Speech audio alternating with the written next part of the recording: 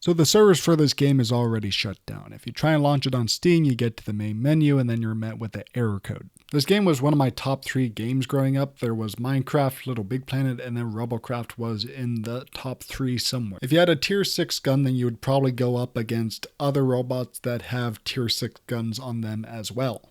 And then if you place just one tier 10 gun, most likely you were shot all the way up to tier 9 in terms of your robot's skill level, meaning it was very hard for you to take a tier 10 gun into a tier 6 match without being basically just a glass cannon. So if you wanted to be competitive, you actually had to build a proper robot for the tier and not just run an overpowered gun on wheels in a tier 6 match. And this game was so fun. All the bots were trying to look as cool as possible, as well as trying to be as functional as possible. So you just constantly had to balance how good your robot looked with how effective it actually was in battle. And there were some absolutely awesome looking builds. Like there was this whole website dedicated to just showcasing your Robocraft builds. It was called Robocraft Garage, which was actually probably more popular than the Robocraft site itself. So the game went from tier 1 through tier 10. There was tier 11, and those bots were called megabots. And basically it was each team got one megabot,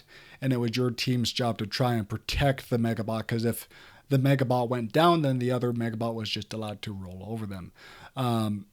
There was other game modes with megabots, like there was, because a tier 11 is basically 4 tier 10s strapped into one. There's this one game mode where it was 1 megabot versus 4 tier 10s, which was such a fun game mode because they also had a variant where it was 1 tier 11 robot versus like 10 or 15 tier 4s or 5s, which was super, super fun because you actually had to be strategic about how you actually killed 10 to 15 players. Like you couldn't just charge at 10 tier 4s in a row because there were just too many of them and they would actually mow you down faster than you could kill them. It was smarter just to use your advanced speed of tier 11 to outmaneuver them and pick them off one by one. So during the game's peak, they had about 15 to 20k players on average, which was an absolute wonderful time to play the game. And then they started getting a little bit too creative, which ultimately killed the game and the eventual studio closure.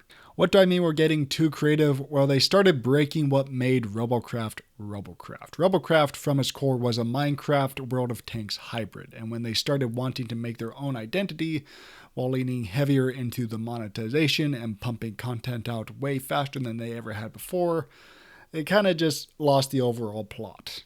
I remember we used to go absolute months without getting any new additions to the game whatsoever, so when they did finally release an update, it felt really special and all the players got on and celebrated that we finally got new content. And then they started updating the game like every 2 to 3 weeks. It felt like we were getting a new broken weapon every other week that they didn't know how to balance effectively yet. So like instead of waiting months for a highly anticipated update, we were getting small updates that ultimately sucked. Because back in the day, they used to do this big announcement with this epic trailer showing all the new features, and now they were kind of just doing it in a newsletter saying like, hey, there's this new weapon we're adding, have fun. And I can pin all of these problems on one specific update, which was the full spectrum content update. Now, this update was extremely controversial, I remember, because the entire point of the update was to add any colors you wanted to be as creative as you wanted with your robots. Sounds great, right? Well, no, because you see they locked pretty much the entire rainbow behind a paywall. You only got white, gray, light blue, and orange, and those were the only 4 colors you got. And if you wanted any more colors, you had to pay for those. Well, this would have been a lot more controversial, but they did it smart, and basically they're saying, because of Christmas and the New Year's, we're going to give you basically 30 days of premium so that you can have fun with all the new features. And then after that 30 days, they were shutting off all the colors. It was like that one SpongeBob thing where like they were taking back all the entertainment from that guy's brain. Give me back them toys and freeloaders! Show's over, cheapskate!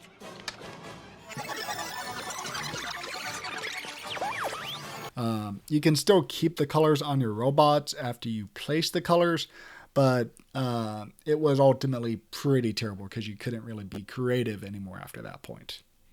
How it used to work, if you wanted to do like a robot that was black and yellow, you used to have to do tier 10 blocks, which was colored black, with tier 7, I believe, which was colored yellow. So you had to balance your robot between looking cool and functional by bringing tier 7 tier armor into a tier 10 match just to look cooler.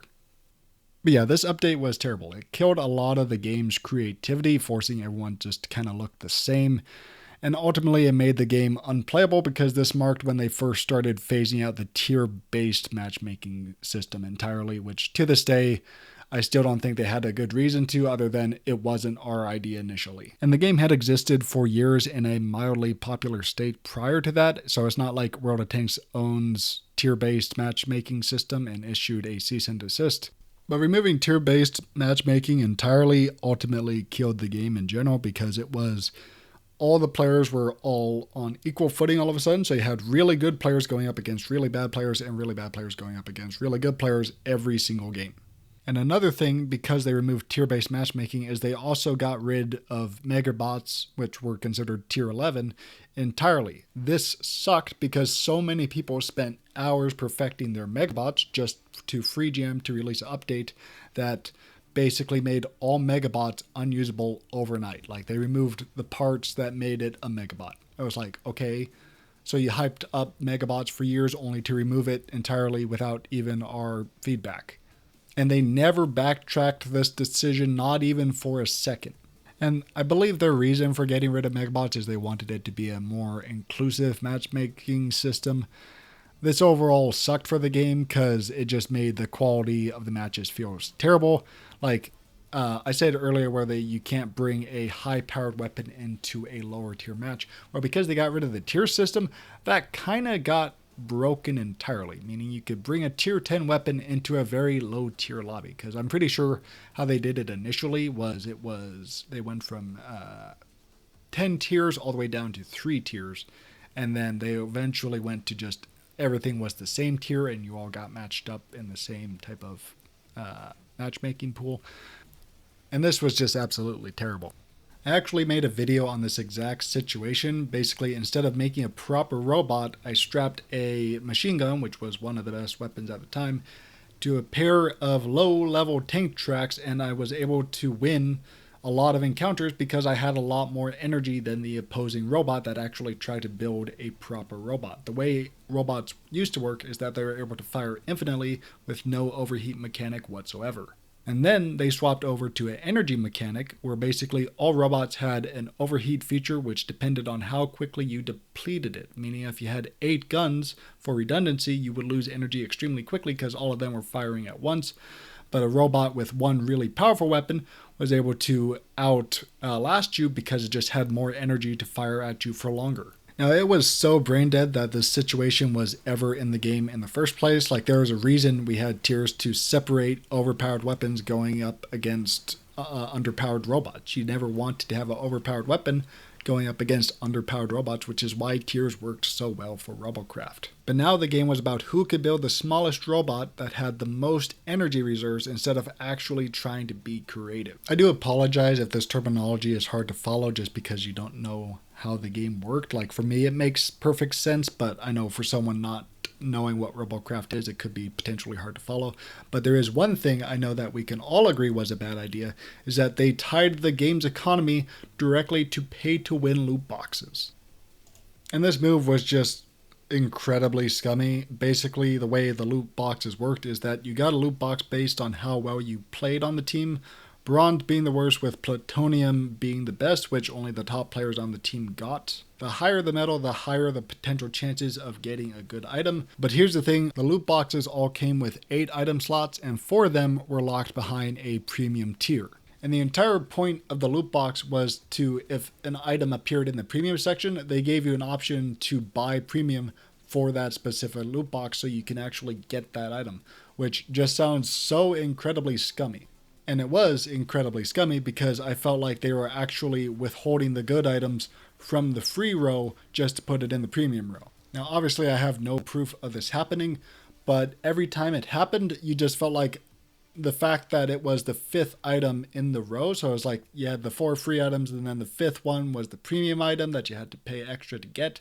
Just really felt like they were withholding it from the free row just to put it in the premium row. Like, this level of greed is like, it would make EA proud. It used to be if you played the game, you got credits based on how well you performed, and then you would spend those credits on the items you actually wanted. Now, the only way to get the item you wanted is to get it from a loot box, which you're potentially not even going to get if it's locked in the premium row, or sell all the terrible items in a loot box to very slowly but surely grind your way up to 1 copy of the weapon you want, which you typically need like 7 copies of the same weapon for redundancy. This wasn't even fun anymore. It's just like, I dealt with the loot box system because I had a lot of parts left over from when the economy wasn't directly tied to loot boxes, so I was overall fine. But for a new player, I would have just seen how brutal the grind is to build the robot you actually want to build and then quit the game immediately. Now, the game at this point in time was so unbelievably bad, one of the developers has actually said that they did like the game better before they added loot boxes, but then immediately said going back is not possible because we had so many contracted developers, it is not a simple undo, which, I mean, yeah, you could just revert the build and give the players a stimulus checks and call it a day. But to be perfectly honest with you, it would probably be very difficult to revert back probably like a year and a half based on how up to date the servers are compared to how old the build was. But I digress. I think they should have given a path forward, basically saying we're going to work on reverting all the changes we made and make Robocraft again. But what they ultimately ended up doing is they kind of just gave up after that, and they didn't revert any changes and kind of just let Robocraft get worse and worse to the point where the game overall died. And one more thing I wanted to say about loot boxes. Let's say you got a tier 10 plasma cannon from the loot box or tier 10 equivalent. If you wanted a tier 10 SMG and say like, oh, I'll just sell this plasma cannon to afford a tier 10 SMG, you could only sell those items you got from the loot boxes all for about 1/4 of the value. So while you're slowly grinding your way towards a tier 10 SMG with selling the tier 4 and tier 3 equivalent parts, even if you get a really good item, you're still only 1/4 of the way there. Like, you got to get lucky to get a good item from the loot box in the first place. And then even if you sell that good item to buy the item you actually want, you're still only 1/4 of the way there. So you have to get lucky like 3 more times. Otherwise, you're going to be stuck selling lower tier items for however long until you get the tier 10 SMG. Now, why did they go so hard into loot boxes? It's because they hired so many people so fast for seemingly no reason. Like, they went so big, so fast, they had to tie the entire game's economy to a pay-to-win loot box system just to stay afloat. No one wanted them to release updates faster. They were prioritizing the quantity of updates over quality of updates, and then they needed more devs to prioritize the quantity instead of just taking your time with less devs like they've always done before. This ultimately led to the game's downfall, as when the game was officially dead, you only had about 250 players, and I think it went all the way down to like 90 players. So it was like it fluctuated between 90 and 250 on a good day. I promise you, it did not justify the cost of the servers with how many players they had left.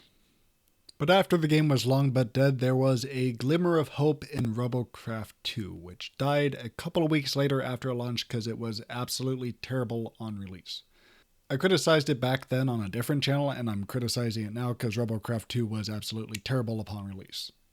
Now, I don't think it was really the fault of the devs, more so the publisher forcing them to launch the game early with the cosmetic skins fully in place. Now, that doesn't sound too bad, like you release a game early with cosmetics in place to fund the rest of the development, but the fact that there wasn't even a text chat in a multiplayer game, and they had a fully working cosmetic system prior to adding text chat. And in their developer post where they're talking about all the feedback they've gotten from the negative reviews, we know that a party system and text chat are quite highly requested features, and we plan on adding them and have since upped the priority of these features. Why don't you have text chat and a party system and a multiplayer game at launch? That's literally all you had to do. Additionally, the game did everything server-side, meaning that all the physics were calculated server-side, which resulted in everything feeling delayed, which caused me to miss oftentimes, even though I was a GOAT Robocraft 1 Pro, so I wouldn't have missed that shot anyway. Now, what do I mean by server-side handling of the thing? Like, server-side basically means when I press W, the server has to register that I pressed W, and then it shows me an updated frame based on where the server knows I am now.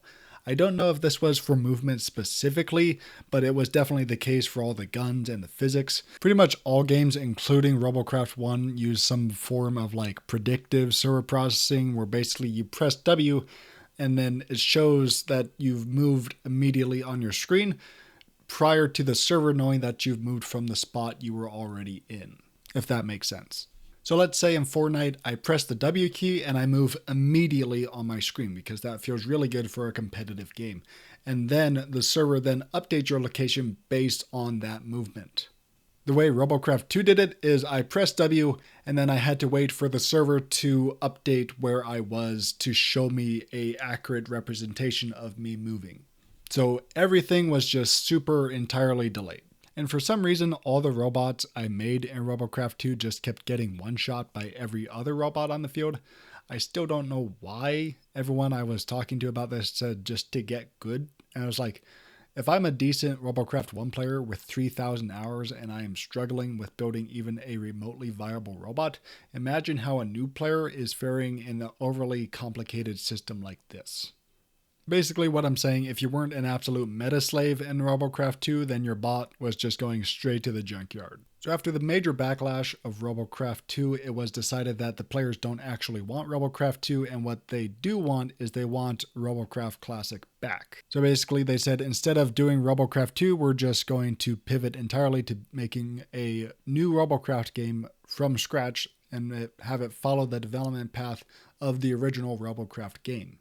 And they were going to go back with tiers 1 through tiers 10 when all the players agreed Robocraft was in its golden age. But at this point, the whole IP was kind of just cursed and doomed to fail after the flop of Robocraft 2, so it was decided just to shut down the entire studio instead of taking on any more risk for a game that's just going to flop anyway. Highly unfortunate because it actually seemed like they were cooking with the footage I have seen of the original Robocraft reboot, but they probably would not have had enough players to justify continuing development, as I feel like the build your own X niche has kind of faded, you know? And what I mean by that is like there's this game called Crossout. It's still alive to this day as far as I can tell. It had 750 active players last I checked. Crossout came out after Robocraft 1, and you can tell they were trying to poach players from Robocraft, trying to make it seem like a Robocraft alternative, even taking their like slogan and then mixing it up with different words. But they were like, the placement of those words was exactly the same as where Robocraft had them placed in their logo. And I'm pretty sure a free GM developer actually commented like, they're fine to exist, like we can coexist together, but I do kind of hate the fact that they stole our motto 1-to-1, basically, just changed the 3 words we used. But the fact that Crossout only has 750 players just goes to show me that even if Robocraft 1 reboot was successful, that they wouldn't have a big enough audience to keep justifying a major development process of it. But yeah, I've been Konu, and may Robocraft rest in IP.